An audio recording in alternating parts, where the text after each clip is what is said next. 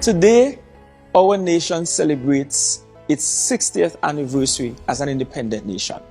And for us in Tobago, we kicked off our celebrations with this stunning piece of artistry from Shonari Richardson, who reminded us that before the birth of our nation, a dream stirred deep in the hearts of our people.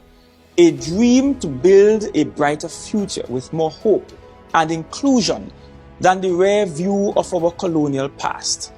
This dream fueled a push for greater local representation, an intense struggle for universal suffrage, and perhaps the most significant of victories with the lowering of the Union Jack. At the core, the vision was much more than gaining the reins of sovereign power. It was also about harnessing that power in order to truly empower every Trinbagonian citizen.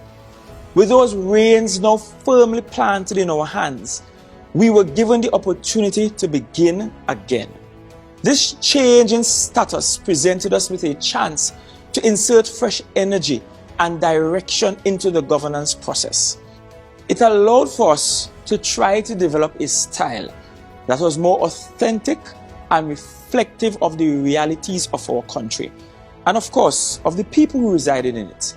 In some ways, we are yet to fully maximize this prime opportunity. We often tether closer to former and familiar standards rather than boldly carving a path of our own. We have found ourselves too often along the streets of safe and the small, instead of being the trailblazers leading the way. Those moments when Trinidad and Tobago was audacious still resonate around the world to this day. It is the marvel of the steel pan, which serves as evidence of our ingenuity to see and extract value even in the old and discarded.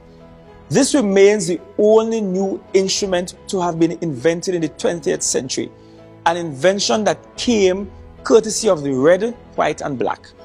Who can also forget when a country of approximately 1.3 million dared and believed that we could successfully qualify for a FIFA World Cup, a historic qualification which made us the smallest nation in the world to have ever achieved that feat up until Iceland advanced in 2018. It was Trinidad and Tobago, under the astute leadership of the late A.N.R. Robinson, that tabled the motion at the United Nations General Assembly for an International Criminal Court in 1989. This was an idea that Robinson passionately advocated for and led the charge as a leader of a developing country, even earning the stripe as the godfather of the ICC in the process. I reflect on these national achievements as a timely reminder that we are meant to be vanguards. We are the ones who should be bravely breaking the mold while welcoming and surmounting the challenges that arise along our development journey. As we celebrate our anticipated Diamond Jubilee, we must ask ourselves a pertinent question. What type of country should we be after 60 years of independence? 60 is an age often associated with maturity and a strong sense of self. With 6 decades under the belt, an unshakable confidence and wisdom are evident from the years of experience.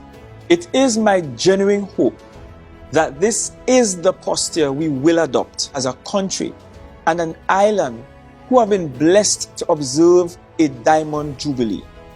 Today also begs the questions: have we built a country where everyone feels truly independent? Or do some citizens, based on creed or geographical location, feel more restricted and dependent than others? The dream was not solely to attain the power to govern ourselves, but to do so in such a manner that it makes a marked difference in the lives of all citizens. It was to build a Trinidad and Tobago where equity trumps elitism, a twin island nation that protects the dignity of all residing within its borders. Therefore, our celebrations must accompany critical introspection as we commemorate this significant milestone in our national history. We cannot be afraid to ask the tough questions or to engage in the difficult conversations, for it is only then we can gain a better understanding of our diverse and lived experiences. Some have been championing the idea that life begins at 60. If so, we are at a critical juncture where we can strive to start again. We can breathe new life into the dream that transformed us from a colony to a country of promise. The journey from dream to diamond jubilee germinated from the belief that no one can manage and seek our interests better than ourselves.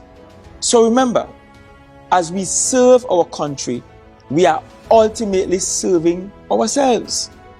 On this, our 60th independence anniversary, I urge every Trinbagonian to recommit to the vision of the first patriots who believed that together much could be achieved for us as a people. Reignite the love and dedication that may have grown cold for our beloved country. Let us stoke the fire once again and vow to push the land of our birth to go farther than ever before. Happy Independence Day, Trinidad and Tobago. May God continue to truly guide and protect this nation.